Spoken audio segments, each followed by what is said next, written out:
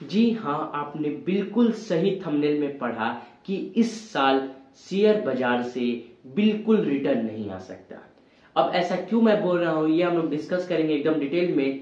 Welcome back to Lucky Raj investor channel. अब हम लोग सबसे पहले बात कर लेते हैं जर्मनी के बारे में।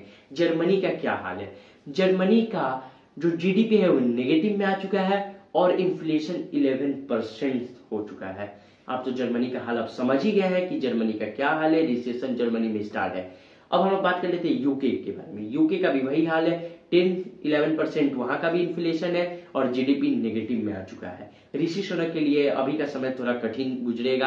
अब हम बात कर लेते हैं चाइना के बारे में। चाइना का भी वही हाल है, जीडीपी नेगेटिव में रह रहा है, कभी कल 0 पॉइंट कुछ जीडीपी रह रहा है। इन्फ्लेशन 10-11% वहां का भी है और उनके जीरो कोविड पॉलिसी से भी लोग उनसे खुश नहीं थे और जब तक शी जिनपिंग का सरकार रहेगा तब तक वहां का कंडीशन सुधरना मुश्किल है मुझे लग रहा है। इसीलिए चाइना का भी जो इकोनॉमी है वह कमजोर हो चुका है और चाइना में भी रिसेशन आ चुका है। अब ये लोग से तो अच्छा ही हाल है यूएस का। यूएस के बारे में बात कर लेते हैं।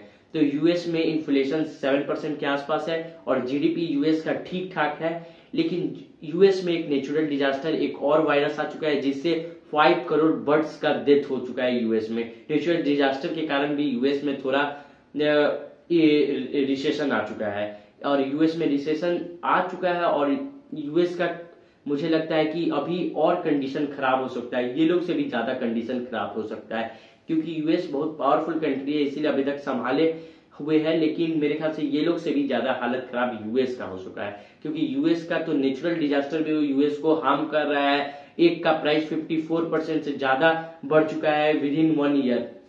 अब लोग बात कर लेते हैं अपने इंडिया के बारे में। इंडिया का क्या है? आप लोग तो सोचेंगे इंडिया का तो फाइनेंशियल बहुत स्ट्रांग है, लेकिन इंडिया में भी रिसेशन आने का 100% चांस है। अब मैं ऐसा क्यों कह रहा हूं? इंडिया की भी कुछ कंपनी जैसे आईटी सेक्टर है, आईटी सेक्टर का बिजनेस चलता है कहां से? 90% रेवेन्यू जनरेट होता है फॉरेन कंट्री से और फॉरेन कंट्री में जब रिसेशन आ चुका है तो पैसा कैसे आएगा इंडिया के पास? इंडिया की आईटी कंपनी को कैसे पैसा मिलेगा जब उनका खुद का बिजनेस नहीं चलेगा? तो वे दूसरे कंट्री का क्या बिजनेस चलाएंगे?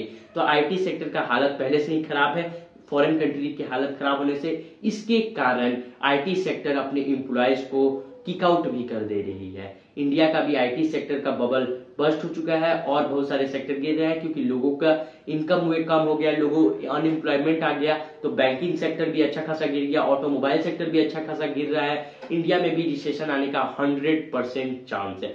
तो इसमें आपको क्या करना है? सबसे पहले आपको रुकना है, देखना है स्टॉक मार्केट को। स्टॉक मार्केट जब डाउन जाएगा तब आपको परचेस करना है, स्टॉक को खरीदना है और आपको तभी खरीदना है जब आप सोचे लॉन्ग टर्म होल्ड करने के लिए। शॉर्ट टर्म वाले स्टॉक मार्केट से बिल्कुल दूर रहे। अभी का समय उनके लिए एक ब्लैक डे जैसा हो सकता है, वे स्टॉक खरीद लेंगे। तो इसीलिए स्टॉक मार्केट से बिल्कुल दूर रहे। जिनको शॉर्ट टर्म के लिए इन्वेस्ट करना है और लॉन्ग टर्म वाले विजन रख सकते हैं परचेस करने के लिए, लेकिन डाउनफॉल अभी आने दीजिए उसके बाद।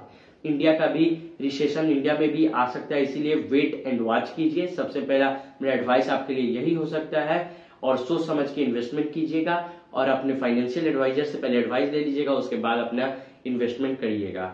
Thanks for watching my video.